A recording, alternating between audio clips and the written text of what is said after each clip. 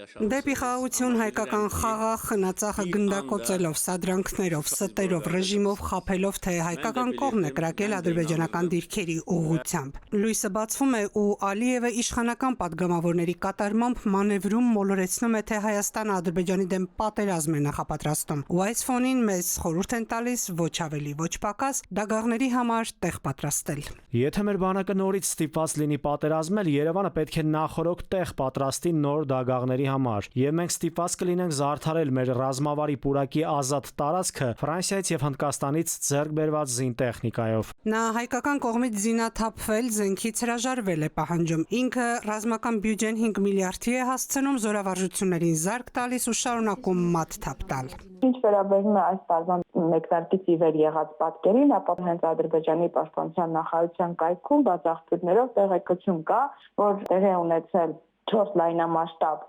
զորավարժություն, մասնավորապես դրանցից 2-ը տեղի ունեցել, մեկը Թուրքիայի հետ համատեղ, մյուսը տեղի ունեցել Պակիստանում եւ 2-ը վերջին, որոնք տեղի ունեցել փետրվար ամսի վերջին, տեղի են ունեցել ծովային հետևակի մասնակցությամբ, բայց այնտեղ հստակ նշված է, որ նպատակը լեռնային ռելիեֆի պայմաններում գործողությունների իրականացումն է, որը կարծում եմ պետք է իրապես մտահոգիչ լինի մեզ համար։ Բաքվի պետական հեռուստաընկերությունը ASTV-ին կիրակնօրյա թողարկումով դարձյալ Հայաստանի Հանրապետության տարածքը արևմտյան Ադրբեջանը ներկայացնում։ Կադրեր են Թալինից, Ագարակից, իրենց այսպես կոչված վերադարձի իրավունքից են խոսում, Զանգեզուրի միջանց կոչվածը հիշատակում։ Gün gələcək Zəngəzur dəhlizi ilə gedəcəyik։ Գալու է օրը, երբ կհասնենք Զանգեզուրի միջանցքի բացմանը, ուժ ենք հավաքում այդ օրվա համար։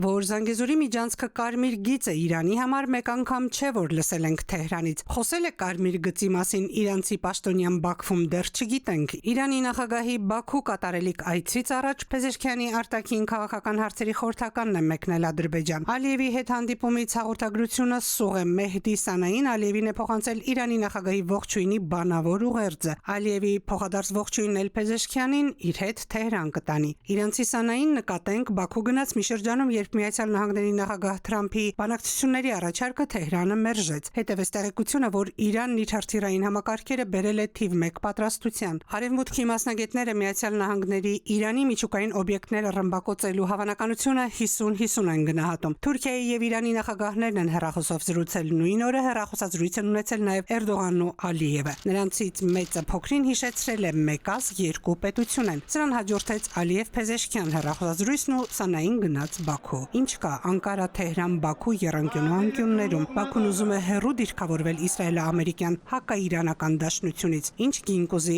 այդ չեզոքության համար Ալիևը Իրանից կփորձի զիջումներ կորզել։ Եվ ինչ զիջումներ։ Սիրան Շմրեդյան, ժամը լրատվական։